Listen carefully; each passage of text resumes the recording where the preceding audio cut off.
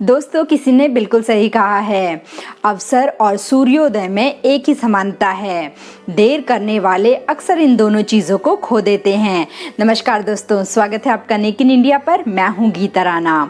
एक बार एक क्लास में एक टीचर अपने स्टूडेंट को ये समझाना चाह रहे थे कि प्रकृति हर किसी को समान मौका देती है और इसी अवसर का या इसी मौके का इस्तेमाल करके हम अपनी खुद की लाइफ सेट कर सकते हैं। इसी बात को और अच्छी तरीके से समझाने के लिए उस टीचर ने 3 कटोरियाँ ली। पहली कटोरी में उन्होंने एक आलू लिया, दूसरे में अंडा और तीसरे में थोड़ी सी चाय पत्ती ली और उन्होंने उन तीनों कटोरियों में थोड़ा थोड़ा पानी डालकर उन्हें गैस पर रख दिया। सभी स्टूडेंट इस बात को बड़ी ही गौर से देख रहे थे, लेकिन किसी को भी कुछ भी समझ में नहीं आ रहा था। आखिरकार 20 मिनट बाद जब उन बर्तनों में उबाल आने लगा तो टीचर ने उस गैस को बंद कर दिया और बर्तनों को नीचे निकाल दिया। तब टीचर ने अपने सारे ही स्टूडेंट्स को उन कटोरियों को बड़े गौर से देखने के लिए कहा, लेकिन किसी भी स्टूडेंट को कुछ भी समझ में नहीं आया।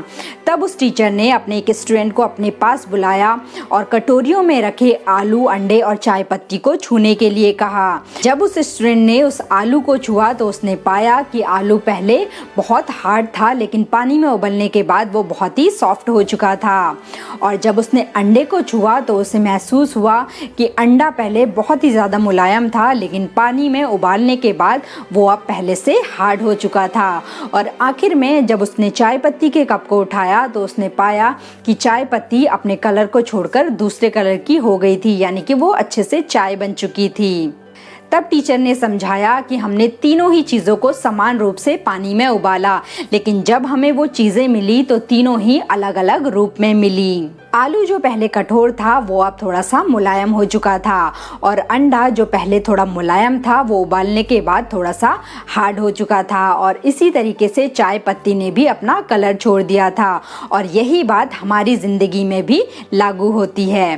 तो दोस्तों, इस छोटी सी कहानी से हमें ये सीख मिलती है कि हम सभी को समान मौका मिलता है और मुश्किलें आती हैं, लेकिन ये पूरी तरीके से हम लोगों पर डिपेंड होता है कि हम किस तरीके से उन परेशानियों से निकलते हैं और उन परेशानियों से निकलने के बाद हम क्या बनते हैं। धन्यवाद दोस्तों। आई होप आज की हमारी ये स्टोरी आपको ज़रूर पसंद आई होगी, तो प्लीज़ हमारे चैनल को सब्सक्राइब करिए।